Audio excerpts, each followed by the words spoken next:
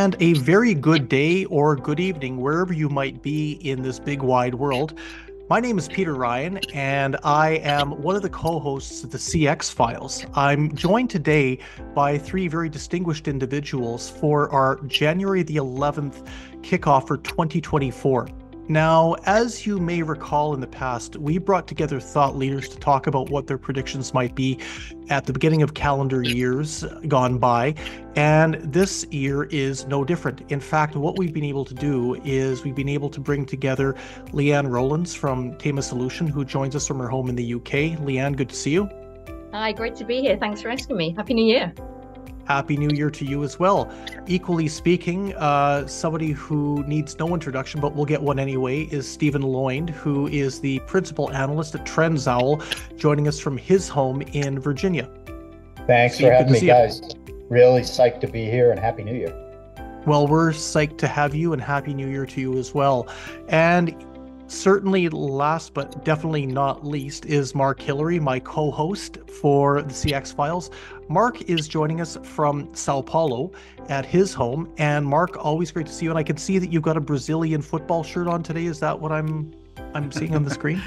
Yeah, it's actually a Palmeiras. So it's actually a club shirt rather than the national shirt. But yes, it is a Brazilian team.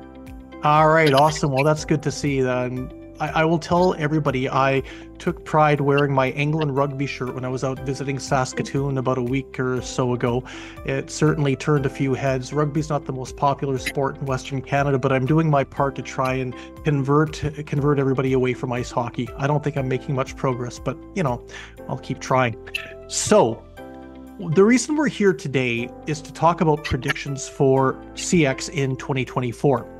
And what we thought we would do is abandon the typical way of formatting these types of shows. Nobody wants to hear a bunch of people drone on like a Sunday morning talk show, meet the press, etc. Rather, we're going to have a little bit of fun today. We're going to talk about different themes around CX and what might happen within the scope of CX going into the next 12 months. So I'm going to start off with a question that I would like perhaps, Lian, you to kick off with us for. What CX story do you feel is most likely to make headlines over the course of 2024, and why?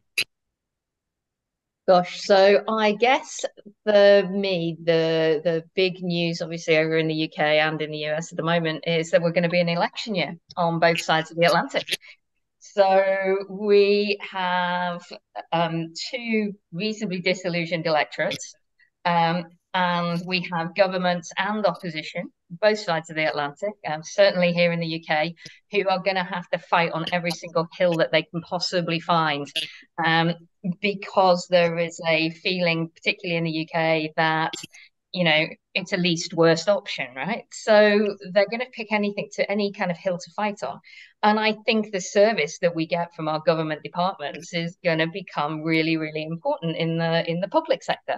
So what we can see and what we can hear are conversations around, why do we get better service from a value retailer, for example, than we do from our government or our local councils or our, the tax office or the passport office or whatever public service we're trying to access.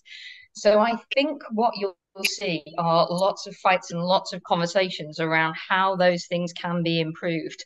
And I think you'll see it in the US, and I think you'll see it in the UK as well, because a disillusioned electorate is an electorate that won't either go out and vote full stop, or certainly won't vote for incumbents. So I think what we're really going to see is a real change in fight on how services can be improved. And that then leads to us into the BPO sector from that specifically, because, our industry, as we've said for a long time now, we know more about how to improve customer experience and customer service, whether it's the technology that's available, whether it's how to manage people, whether it's how to augment human interactions and human services. We know that better than anybody. So I can see the conversations having to, really exploding and having to become a lot more detailed in that respect, just because of the nature of the political landscape we're looking at the moment. I'm going to stick with you for a second on this, Lian, because this sort of alludes to something I published in a blog earlier on today, and that was the Rise Strategic Advisory predictions for CX in 2024. And one of the things I mentioned was the fact that CX would become a political issue, but it was based around the fact that Spain has brought into place a piece of legislation that becomes law in 2024 that will effectively standardize the minimum customer experience people can have within the scope of not just the government, but the private sector as well. Do you see that infiltrating that whole idea about politicians picking up the overall bad levels of experience that consumers are having and making this a political issue going into the elections that are being fought in the States, in the United Kingdom, in Belgium, in Austria, and Portugal, among others this year? I think it's really difficult because I think it's actually a sector specific thing. So I think it's going to be really, really difficult to take, for example, the retail sector and define a minimum level of service, because in the retail sector, your level of service is kind of kind of decided by the offer that you want for your customers, right? So, for example, in the UK, we expect a different level of service from certain high level retailers who, where you might spend £5,000 on a coat, which then it's a very different level of service than you'd expect from somewhere where you're just buying, I don't know, socks and slippers. Okay, so I think that's really difficult to define. I think what we'll see is involvement more in regulated industries because they're already highly policed anyway in terms of the service levels that people, like utilities, for example, in the UK are expected to give. I think you can see more involvement in that. And that, by definition, might start to drive certain expectations and certain KPIs that may become something that's more talked about. I think legislatively, it's going to be really, really difficult for people to come up with something, because it's not, we all know it's not one size fits all. No, it's not. Mind you, I don't think that common sense is ever something that politicians have let politicians get in the way of legislating or pretending that they're going to legislate when it comes to getting votes. So, Mark, over to you then. What's the CX story most likely to make headlines over the course of the next year? Well, just quickly to just throw in a point on that last discussion there, because we were talking about politicians drafting up legislation around CX guidelines. And as Steve will know, President Biden did this in 2021, creating an executive order that demanded public services reflect the quality of private services. And I mean, I don't know if Steve can comment on that because, have you seen any improvement? I know that the last stats I saw out of the IRS were that around 9 out of 10 phone calls are not even being answered. Yeah, no, it's a great point, guys. I think that it's very true that expectations have certainly become more liquid in the sense from private sector to public sector. There are expectations now at a very high level. And I think to Lian's point, about when we're thinking about elections, people are going to be all the more fraught, if you will, demanding service at a certain level. So to answer your question, Mark, I think over the last couple of years, we have seen an improvement kind of from a high level, generally speaking, in public services, in online services. And it's been mandated not just from the federal level, but there's also a number of state initiatives, such as in Texas or New York. So I do think that the digitization, if you will, of the political process and the citizen experience is very much churning ahead. But it's a huge challenge, particularly in light of the initial point that was made that this is an electoral season. Yeah. Okay, yeah. cool. Excellent. And I think what's important to note is it's not just the US and UK, but about half the population of the entire world is going to the polls this year. So I think we will see this political point becoming important in many different places. I mean, just sort of getting back on track to answer the question, Peter, you asked me to sort of throw a point out there, something that I think might be a discussion point for this year. And I think that really one of the things that I've talked about a lot, and I think that I'm starting to see a lot now within the business process outsourcing community, is the end of the RFP. Or maybe not necessarily the end of the RFP, but at least the evolution of the RFP into a way of pricing services around designing customer experience that actually reflects the processes that are being delivered. I think that most of us know that customer service processes in general are priced quite often based on the number of people delivering the service from a contact center. And, you know, this is not pricing for value. It's not pricing for customer loyalty, advocacy, customer satisfaction. You know, how do you price the technology stack that you're using? So if you're delivering services on the cloud, if you're using AI, you've got data analytics, you've got RPA, you know, there is a hell of a lot more now to designing a customer service solution than just having 200 FTEs in a contact center. And yet the process of selecting a partner to deliver that kind of service still seems to be stuck in the same sort of method that we used decades ago. So I think that, you know, that's really a place where I think we've got to see some evolution soon. Awesome. Okay, I think it's a really good point. Steve, how about you? What are we going to be looking at as among the most talked about headlines CX-wise over the course of 2024?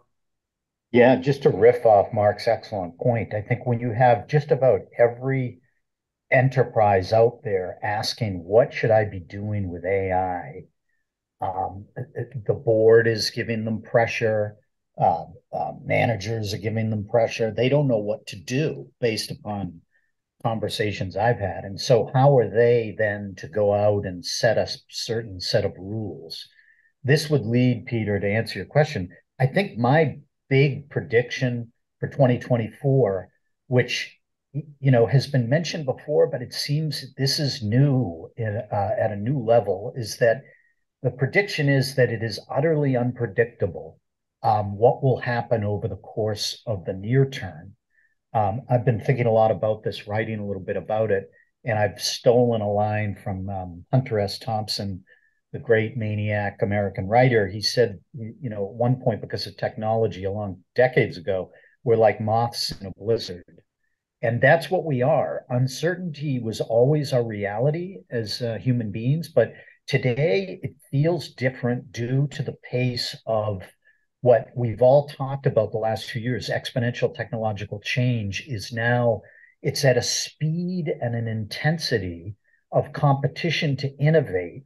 And I've been writing about from the perspective here in the US, non-Americans, I'm not sure they understand how intense this is. And it's not only that, but there's also at the same time this intensifying competition with China for the United States. And so I would submit that these two dynamics are sort of propelling us into a very unpredictable future, like two pistons, if you will, in an overheated engine. Things are going very quickly. And to be able to predict what the changes will be for the customer contact ecosystem is almost impossible. I mean, we've all been covering this space for almost 20 years. It's hard to believe. And we've always been kind of in conversations joking about, oh, things never change. But I think we've actually hit the point where things are really changing. I mean, we're moving to a massive platform shift, to a generalized AI platform. As we all know, all we've been hearing about is AI, but it's very true. But I think we're also transitioning to a multipolar geopolitical platform, if you will. And why is that important for our discussion? Because it is context for the level of competition that has intensified like we've never seen it before between countries. And I'll end on this point. I don't mean to suggest that it's simply the US and China that are competing against each other. There are other countries, but these are the two behemoths, if you will. And this is going to impact everything, including the space that we are in. So my prediction is utter unpredictability. Utter unpredictability is a really good prediction for 2024 in so many different ways. And that leads us to our next question. And Steve, I'm going to stick with you. We'll do a bit of a round robin backwards this time. What do you see as the biggest point of CX that's likely to emerge that nobody's talking about yet? I think that we need to do something that that's called, in some industries, scenario planning. It seems to me, I mean, if you go to most analyst events or conferences, I don't know if you guys agree with this, but it's all with the same. AI is going to augment agents, and they're going to be more productive, and that is certainly a high likelihood of happening. But I think, to kind of buttress my earlier point, we need to be prepared for different scenarios, i.e., what if the chase for superintelligence goes quicker than we realize? And what if AI inhabits the contact ecosystem, embeds intelligence in ways, and I'm thinking the front office voice specifically, that we hadn't anticipated as quickly? And so I would suggest that we need to be thinking about scenario planning for all possibilities, from, hey, this is a big hype cycle, this is being overstated, everybody needs to stick to the basics and move forward, all the way down to, holy crap, the exponential function is real, and we've got more change in the next year than we've seen in the last 10 years when it comes to the space. So I think that's the big thing that comes to mind immediately for me, Peter. All right, cool. Mark, what are you picking up in the undercurrents of the CX space that you think is going to emerge that really isn't being discussed right now? Yeah, I think that one of the things that might be interesting is the evolution of the role of the agent. I mean, Steve just mentioned there that we're seeing AI augmenting what agents can do and making the job of the agent a lot more interesting, because, a lot of the mundane, repetitive stuff is being handled by AI. But I think that, there's always going to be the problems that the AI can't resolve. And I think that, what we're seeing is we've always seen automation handling some of the more simple and basic, straightforward problems, the password reset, that kind of classic thing. But we're seeing a greater percentage of these questions being automated. And that's because brands are utilizing social media and search much more effectively. The first place that people often go is just to Google. If you've got a problem with your TV, you Google Samsung TV, the model number, and you try and find out what's wrong with it. Smart companies will make sure that the right answer comes up in those search questions. But then on top of that, you've now got the AI stack, so much smarter chatbots that are actually engaging with customers based on language models built from the product descriptions, all the details about the product. So it should be able to answer most questions. So then that leaves this stack at the top where it's going to be the human agent to customer interaction. And you're going to need real experts. This is no longer just hiring people because they can use the customer service system and they've got a good voice. That they really need to be subject matter experts. And if you're calling your TV company because you can't set it up, then the reason you've got through to that agent is that Google couldn't answer the question and the AI couldn't answer the question. So when you get that human on the line, you want them to be an expert. I mean, they need to be like, third line IT support, the Apple Genius Bar kind of people that really know everything about the product. So I think that that's really going to elevate the role of the agent. And, historically, it's always been seen as a sort of entry-level position. In many regions, like the UK, for example, it's often seen as a temporary job. And so it's really going to, I think, change the status of the agent to being much more of an expert in whatever they're supporting. I'm going to keep with you for a second here, Mark, because that's an interesting one. When we're talking about, and I love the example about the Apple Genius Bar and the level of expertise that people are going to have to bring to the table as we look to try and change the role of the agent and what that means from a CX perspective. Where does different working models, I'm thinking particularly outcome-based models like gig working, where does that fit into this whole scenario? Well, I mean, I think that the gig model at the moment, we're seeing it sort of augmenting the traditional CX model. And so, we're seeing companies that are utilizing it around a kind of core, a traditional core, but then they're covering night shifts, they're covering busy periods of time by adding gig on top of that. But I think you're right. I mean, I think that you could start seeing organizations viewing the gig CX model the same way we've seen cloud-based software. So instead of going out and buying licenses and installing software across your user base, you just pay for stuff as you need it and when you use it. And I think that we might start seeing that, that kind of financial modeling entering the CX world as well. So instead of I'm constantly paying for 200 FTEs on an ongoing basis, you could have a day-by-day report of how many FTEs have you utilized and how many customer interactions have there been, and that's your cost. Great stuff. Okay, so Lian, what are we missing that's not part of the broader CX discussion and predictions for 2024? What do you think is going to bubble up from under the surface and take everybody by surprise? I think it's actually building on both the points that we've just heard, particularly Mark's conversation about the role of the agent. So I think we talk about AI augmenting what an agent can do, which we've talked about for a long time, but it's how that information is used. So particularly here in the UK, we're watching businesses go out of business, right? We're watching businesses fail. And I think we're going to see a shift. We have to see a shift to an extent in terms of using that augmentation, using the information we can get from AI to really focus on the experience that agents give to consumers and give to users of services.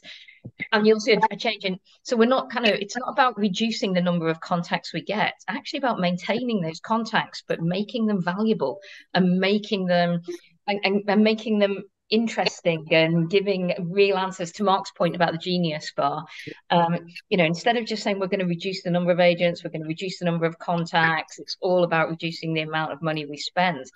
Actually, there's going to come a point where we're going to hit rock bottom, and actually it's going to be about how do we make those agents super agents? How do we really make that add huge value to a brand or huge value to a service, which will give people a competitive advantage, because the competitive advantage doesn't come from just forcing more people down a route that they don't particularly want to take in the first place, where they have to take another channel to actually contact you anyway. And we've been talking about this for a while, but you don't get that quality of agent by paying minimum wage. You don't get that quality of agent by saying it's a temporary job, to Mark's point. You get that quality of agent by being able to employ people who are using remote working or using hybrid working and using AI solutions to be able to employ people who maybe otherwise wouldn't be able to enter the workforce. So I'm thinking about stay-at-home parents or newly retired people who can add real empathetic value and real significant, the kind of people that you expect in a 4-star restaurant.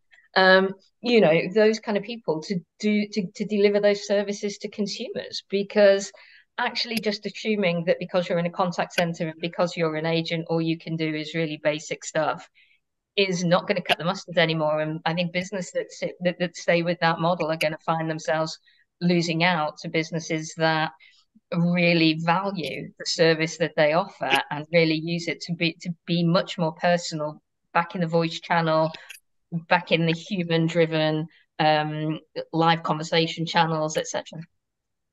Okay, cool. We've got one more round of questions that we're going to go over. In fact, it's just one question because it's the final round. And that is the biggest macro trend.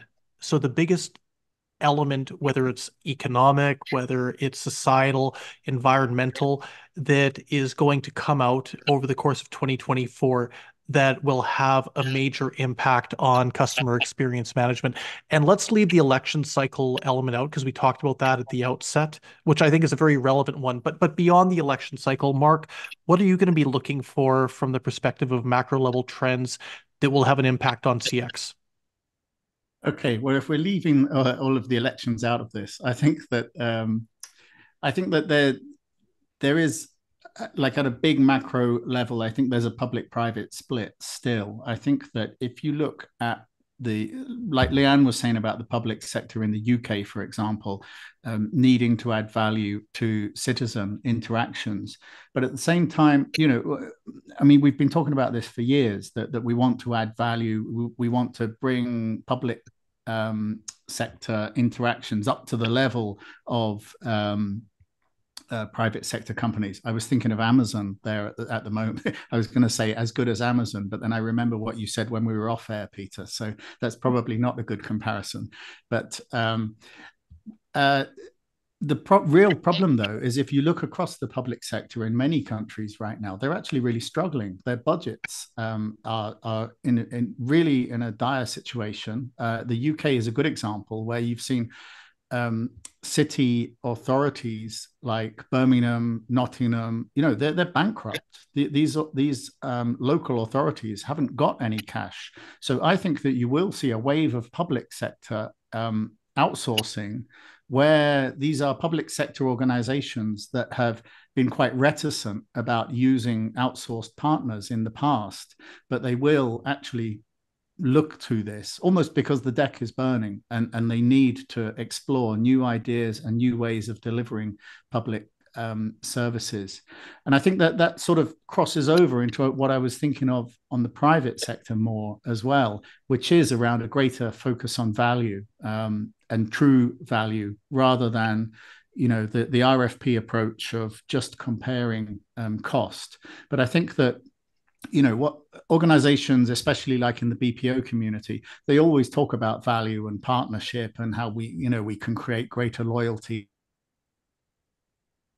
Will be a much stronger focus on either quantifying what that really means, what can we really deliver, and we will put that in the contract, or more sort of case studies and examples of how to make it happen. And off the top of my head, I mean, a good example of that is something like cart abandonment in e-commerce. If your CX partner could offer to reduce that, then I think that you'll see a big difference there.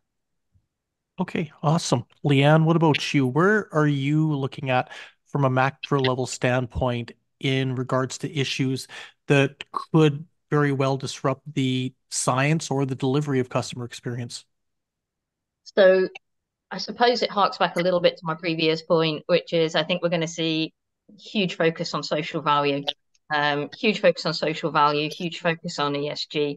But actually, how do we, there's been a view that everyone's had an ESG policy, and it sort of says, yeah, we recycle loads of stuff, and yeah, we kind of we do our bit for the environment, and it's all sort of written down, and it can be quite fluffy, and it becomes a bit of a tick box exercise in the past. I think you're going to see a lot more activism in that space. I think businesses and outsourcers are going to be held much more to account in terms of what our policies are, how we operate, how we genuinely do add real social value. So not just in terms of the environmental side of things, which people have been ticking boxes on for the last 4 or 5 years because they had to, but serious conversations about why are we only paying a minimum wage? Why are we not paying national living wage? Why are we not paying more than national living wage? Why are we not delivering real impact sourcing?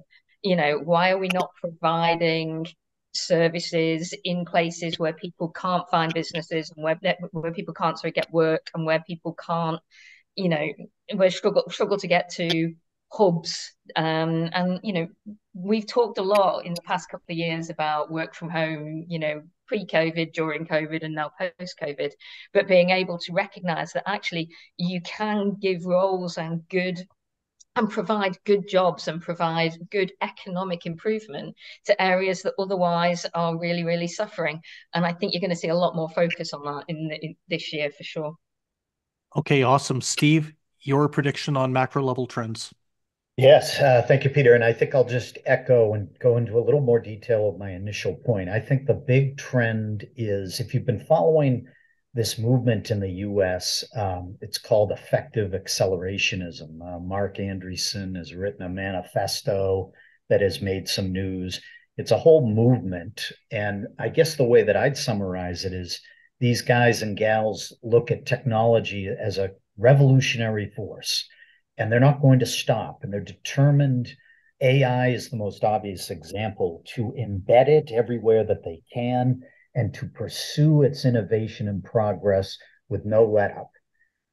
I think that that is the most important thing to keep an eye on. And I'll give you one quick example from this past year to make it a little more concrete in the CX space, if you will, how embedded intelligence is really infiltrating enterprises. A good example is Wendy's, where sales from drive-throughs account for almost 80% of the company's orders, which is pretty amazing.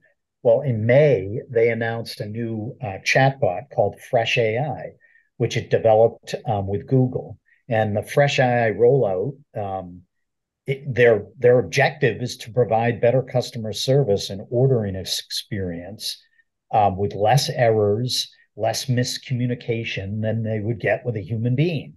And everyone from the CEO to the CIO claim that that's what's happening. And, it made me think of another case where there was a quote by a gentleman named Krishna Gupta, who's the CEO of a company called Presto, which is a tech provider for drive-through technologies. And he had this quote last year: in 3 years, I don't think there's going to be any human being to take an order in a drive-through in the U.S.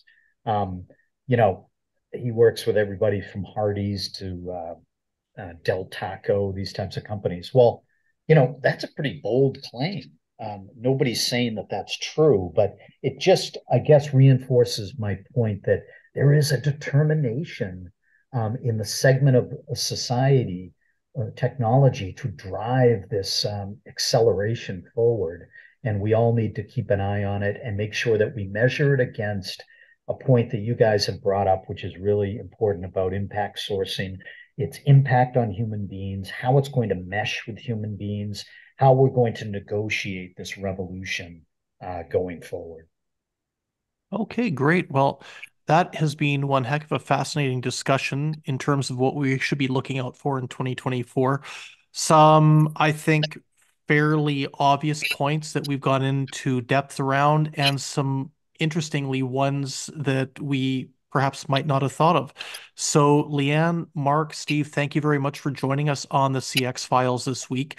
Obviously, you folks are regulars. Mark, you're a very regular guest, co-host that is, but we will look forward to seeing you live, hopefully soon in person, not probably maybe even before CX Outsourcers, but definitely we'll have everybody back on the podcast sooner rather than later, and have a great rest of the year.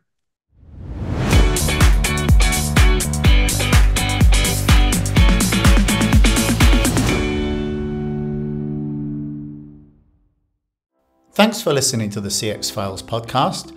We really appreciate your feedback and suggestions. You can reach myself, Mark Hillary, or Peter Ryan via LinkedIn. Please also leave a rating or review on your favourite podcast provider, as that helps more people to find us. As always, we'd like to thank Chris Haig at Traction Media for the CX Files graphics. See you next week.